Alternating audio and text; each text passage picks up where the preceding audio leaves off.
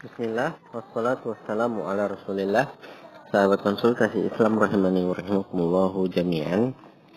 Tatkala kita selesai dari sholat Idul Fitri, lalu dilanjutkan dengan khutbah Id.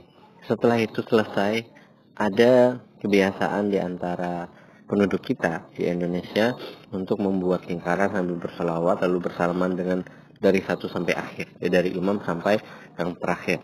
Ini kalau kita anggap sebagai sebuah ibadah, maka tidak pernah dicontohkan oleh Rasulullah Shallallahu Alaihi Wasallam, tidak pernah juga dicontohkan oleh para sahabatnya. Itulah yang kami ketahui dari hadis-hadis maupun asar dari Rasulullah maupun para sahabat. Mereka selesai dari sholat Idul Fitri, lalu selesai dari mendengarkan khutbah, mereka sudah berpisah, ya, pulang ke rumahnya masing-masing, melakukan kegiatan mereka masing-masing. Tidak ada ibadah khusus yang diistilahkan mungkin dengan nama musafahah, salaman dari satu sampai terakhir.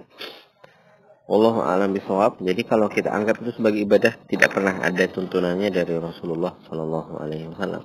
Namun sebenarnya bersalaman sendiri itu adalah suatu hal yang diperintahkan, ya, bersalamannya saja itu secara umum diperintahkan dan merupakan salah satu penggugur dosa di antara seorang mukmin dengan mukmin yang lain. Tatkala mereka saling bermaafan, bersalam-salaman, maka terjatuhlah dan gugurlah dosa-dosa di antara mereka. Namun ini kalau kita ikat atau kita khususkan pada saat-saat tersebut, itu yang tidak tepat.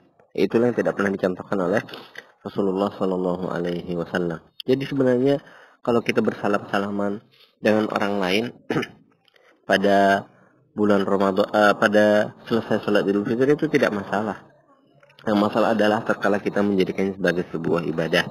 Apalagi misalnya kita nih orang jauh, lama tidak pulang kampung, lama tidak bertemu dengan orang-orang di daerah tersebut. Nah, pada momen itulah baru bertemu lagi setelah sekian lama, maka sebenarnya sangat bagus untuk bersalam-salaman.